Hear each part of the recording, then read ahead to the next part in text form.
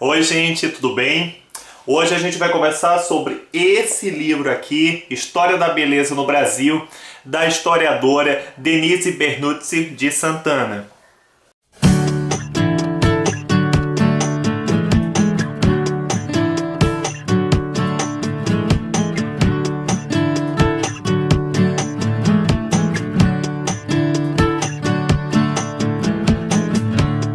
Gente, Denise Bernuzzi, ela é historiadora, como eu já tinha falado, é professora de História da PUC, São Paulo. Ela tem vários livros publicados sobre esses temas, beleza, corpo, notadamente corpo, é o seu grande interesse de pesquisa. Esse livro aqui, ele vem da sua tese de doutorado, que foi defendida em 94 em Paris. Ela fez o doutorado sob supervisão da professora Michelle Perrault, que é uma das historiadoras mais respeitadas do mundo. E na sua tese de doutorado, Denise estava preocupada em entender como e por que se formou no Brasil essa ideia, essa preocupação com a beleza. Portanto, o livro está muito conectado ao nosso tempo.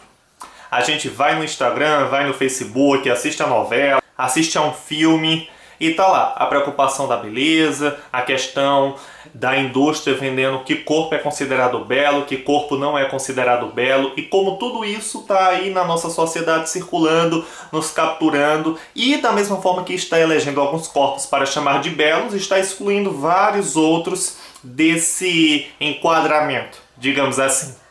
Ora, Denise Bernuzzi Santana, neste livro, ela faz uma história da beleza no Brasil durante todo o século XX. Ela atravessa o século usando um grande apanhado de fontes. Ela vai desde congressos realizados pelo país para tratar desse tema. Investiga também muita coisa na própria indústria da beleza, em anúncios de produtos e, evidentemente, na imprensa. A imprensa talvez seja aqui o material que ela mais utiliza. Inclusive o livro tem imagens que a gente vai acompanhando, né, de modelos de beleza em determinadas épocas.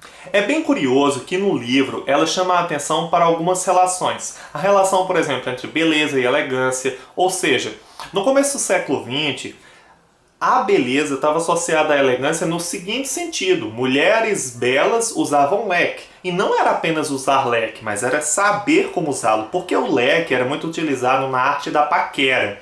É também ali no começo do século XX que as mulheres elas já entram em contato com essa preocupação com a magreza. Na década de 20 isso já aparecia em algumas publicações. E a indústria farmacêutica já naquela época vendia produtos para emagrecer. Mas a história da beleza ela também se dá na relação com o que é feio, com a feiura. Denise percebe-se que a palavra feiura foi uma das palavras mais comuns nas publicações brasileiras na primeira metade do século XX.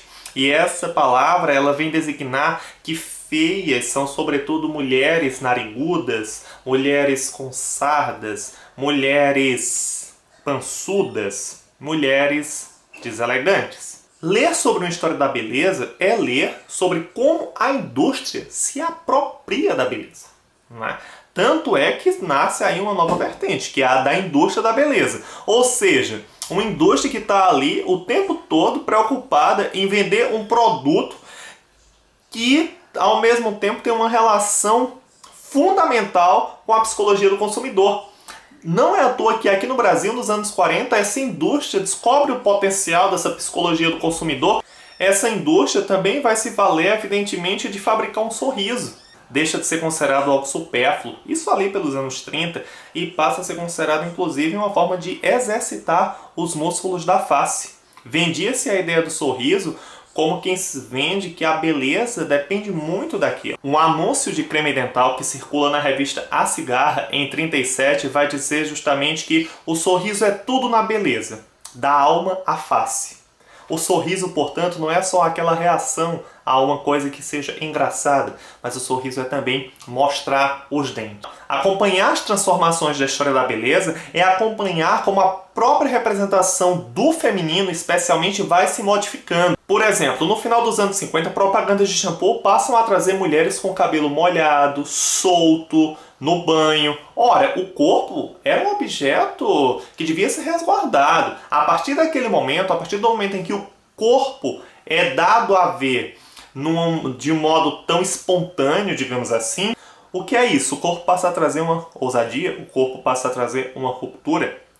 Mensagens em alguns produtos de beleza dizia sinta esse prazer, ou seja, use seu corpo, sinta o seu corpo. Ela também vai tratar da beleza dos homens, ou seja, ali pelos anos 50, os jogadores de futebol passam a ser utilizados em campanhas publicitárias e fotografados em ambientes, cenários, digamos assim, que antes eram destinados mais à fotografia de algumas mulheres. Por exemplo, fotografar homens em camas em sofás felpudos.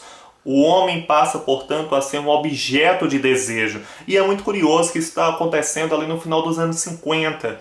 E no começo dos anos 80, a gente já vai ter uma explosão das academias de ginástica, algo tão atual hoje em dia. E a nítida preocupação com o corpo masculino, mas um corpo masculino que quer, antes de tudo, mostrar força. Quer mostrar quanto de peso consegue levantar. O homem está preocupado com a força, a mulher está preocupada com a forma.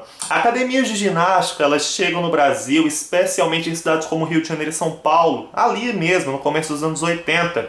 Mas depois, logo depois, passam para várias capitais e se multiplicam muito rapidamente, passando, portanto, a trazer uma outra conotação de beleza, em que não significava mais apenas cuidar do corpo com creme, shampoo e sabonetes, mas também malhar esse corpo, dar uma forma a esse corpo que até então ele não tinha. E dar essa forma a esse corpo significa ser visto a partir da forma que ele suscita.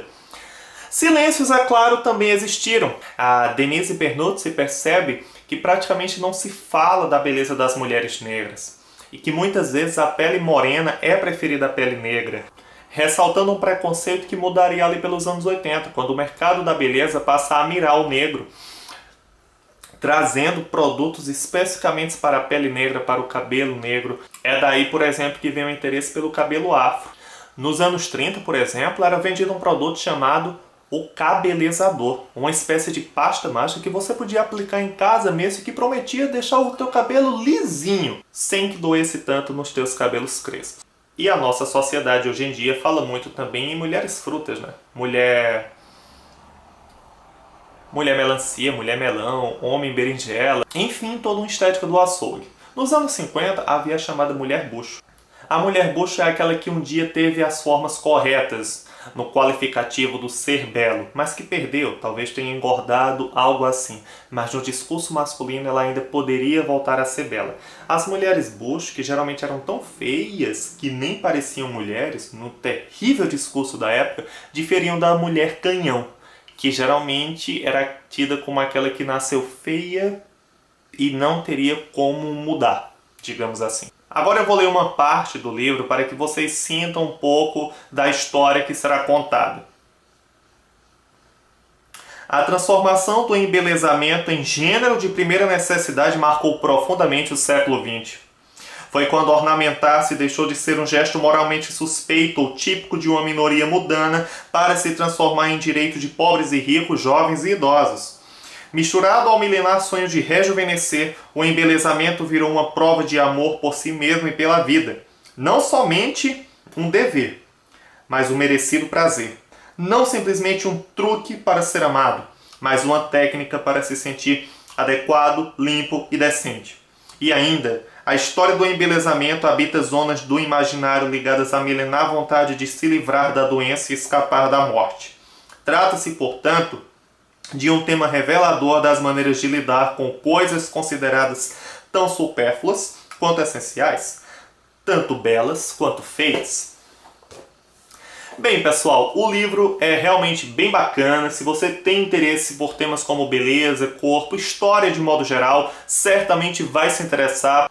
É isso, eu quero agradecer pela tua participação, quero agradecer por ter assistido a este vídeo. Se curtiu, dá um like, se inscreve no canal caso você curta esse tipo de conteúdo. É isso, gente. Muito obrigado!